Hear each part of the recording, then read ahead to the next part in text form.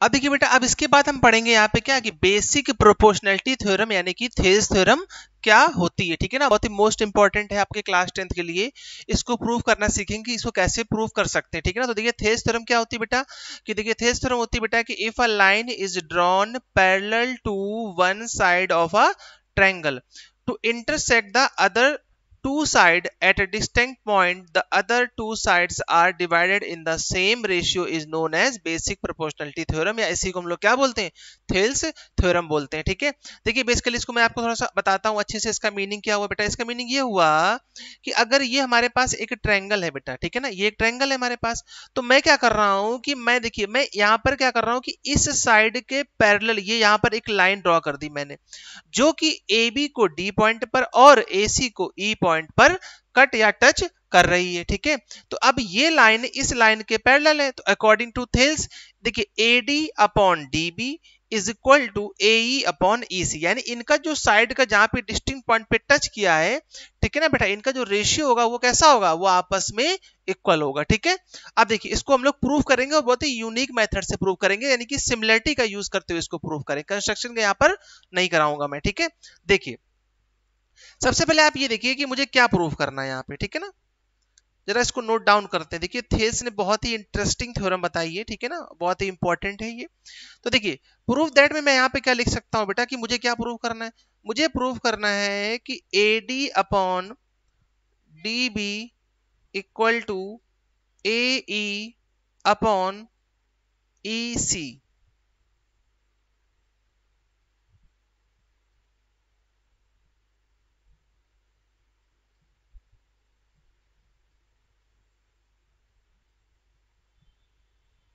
ठीक है, तो मुझे ये प्रूव करना है कि A D upon D B is equal to A E upon E C. देखिए कैसे इसको प्रूव करेंगे यहाँ पे, चलिए देखते हैं इसको, ठीक है। देखिए तो प्रूफ देखते हैं बेटा, ऐसा कैसे इसको प्रूफ कर सकते हैं, ठीक है। आप क्या करिए, देखिए सबसे अच्छा इसका जो मेथड है, सबसे जो इजी मेथड है वो क्या है बेटा, कि आप ट्रायंगल ए बी सी को ट्रायंगल ए डी ई के सिमिलर प्रूफ कर दीजिए, ठीक है। और फिर हम इसमें सिमिलरिटी यानी कि उनकी करस्पॉन्डिंग साइड का रेशियो कैसा हो जाएगा, इक्वल हो जाएगा, उसका यूज कर लेंगे, ठीक है। तो देखिए कैसे कर सकते हैं इसको।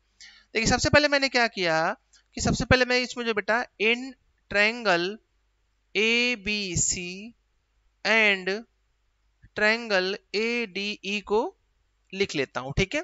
अब आप ध्यान से देखिए, आपको पता है क्या कि देखिए ये लाइन इस लाइन के पैरेलल है, तो ये कैसा एंगल हो गया बेटा, आपके करस्पॉन्डिंग एंगल हो, कैसे हो गए, करस्पॉन्डिंग एंगल हो गए। और ये एंगल भी कैसे हो गए, करस्पॉन्डिंग एंगल हो गए। एक ही तरफ बनने वाले एंगल क्या बोलते हैं, करस्पॉन्डिंग एंगल बोलते हैं, ठीक है। अब यहाँ पे देखो जरा ध्यान से, तो क्या इसका मतलब ये हुआ बेटा कि मैं लिख सकता हूँ कि angle A D E equal to angle A B C. और रीजन क्या लिखेंगे, ये कैसे एंगल है बेटा, ये आपके हैं करस्पॉन्डिंग एंगल है, ठीक है ना, करस्पॉन्डिंग एंगल है, ठीक है। ये आपके कैसे एंगल हो गए, करस्पॉन्डिंग हो गए। इसी तरीके से इसमें कैसे लिखेंगे कि A E D is equal to angle A C B, तो ये भी कैसे हो गए, करस्पॉन्डिंग एंगल हो गए आपके, ठीक है। ये चीज, अब आप एक चीज देखो जरा, एंगल ए तो कॉमन है दोनों ट्रायंगल में, तो आप क्या लिखोगे कि एंगल ए इज कॉमन, ठीक है ना, angle A is common angle, ठीक है। ये एंगल ए क्या हो जाएगा, कॉमन एंगल हो जाएगा, ठीक है। अब देखिए ध्यान से, जब एंगल ए कॉमन हो जाएगा हमारे पास, ठीक है, तो अब देखिए इसका मतलब ये हुआ कि दोनों ट्रायंगल आपस में कैसे हो गए, सिमिलर हो गए। तो triangle A B C similar triangle A D E, ठीक है, सिमिलर हो गए। अब जब ये सिमिलर होंगे तो इनके जो साइड का जो रेशियो होगा कैसा होगा, वो इक्वल होगा, their corresponding sides ratio are equal, तो इसका यूज कर लेते हैं बेटा, देखिए। और ये देखिए अब ये सिमिलर भी किस चीज से हुए, ये हुए हैं आपके पास कौन सा रूल लगा है, बाई ट्रिपल ए रूल। तो ट्रिपल ए से कैसे हो गए, ये सिमिलर हो गए, ठीक है। तो इनके साइड का रेशियो कैसे लिखेंगे कि A B upon A D equal to B C upon D E is equal to C A upon A E, ठीक है। ये चीज इस तरीके से। अब देखिए जो मुझे प्रूफ करना था बेटा, इस पे ध्यान देंगे, हमें A D upon D B और ए ई अपॉन ई सी चाहिए, ये देखिए यही तो चाहिए हमें। अब हम सिर्फ इसको लेंगे, यानी देखिए A D upon D B यानी कहाँ, ये रहा बेटा आपका A D upon D B, यहां से मिलेगा, ठीक है ना। और यहां से मुझे क्या मिलेगा, ए ई अपॉन ई सी चाहिए ना, ए ई अपॉन ई सी, ए ई अपॉन ई सी, यानी ये रहा, ये ठीक।